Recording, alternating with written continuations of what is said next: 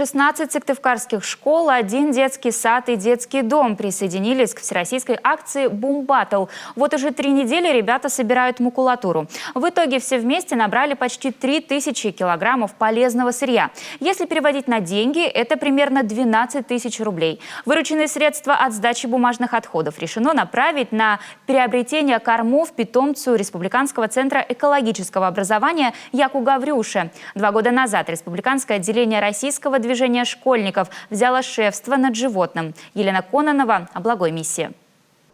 Второклассники 24-й школы Саша и Вадим по сбору макулатуры уже бывалые специалисты. Александр, который принес целых 4 связки старых газет и журналов, отличился еще в октябре, когда проходила муниципальная акция, за что был отмечен грамотой и ручкой из бумаги. А его товарищ по общему делу бумажные отходы начал собирать, когда еще в садик ходил.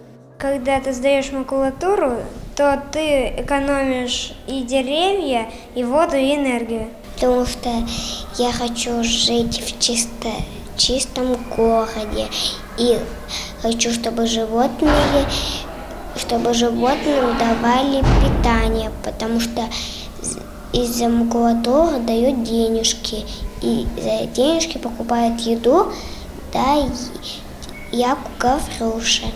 А вот он сам, главный герой акции – Гаврюша. Именно на его корм пойдут средства, вырученные за собранную школьниками макулатуру. Домашний як в экологическом центре Сыктывкара появился лет 6 назад. Аппетит отменный, говорит зоотехник, особенно после того, как на себе малышей покатает. На день мы даем примерно где-то 4 килограмма картофеля, 3 килограмма морковки. Где-то в зависимости тоже от морозов, от погоды даем 10-12 килограмм сена в день идет. Ну и концентраты там килограмм-2. 2 года назад активисты из российского движения школьников взяли шефство над Гаврюшей. С тех пор ребята регулярно помогают кормить парнокопытное животное. Иногда сами собирают средства на его пропитание. Год назад среди учеников разных столичных школ также проводили сбор макулатуры. Тогда к акции присоединились 6-7 учебных учреждений. В этом году уже на 10 больше. 24-й, например, одно из помещений забито до отказа старыми учебниками, картоном и газетами. Из дома, может быть, у родителей там с работы.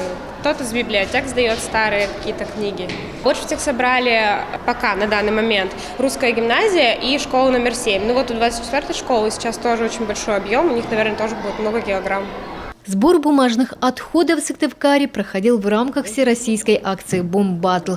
Это было не просто соревнование среди школ, кто больше всех соберет. У ребят была возможность проявить и свою креативность, а заодно лично пообщаться с популярными молодежными кумирами. Для этого активистам нужно было зарегистрироваться на сайте rdsh.rf, выложить пост о сборе макулатуры и отметить любимого исполнителя или блогера. После подведения итогов акции для 10 победителей будут организованы онлайн-встречи со знаменитостями. Елена Кононова, Олег Костромин, телеканал Юрган.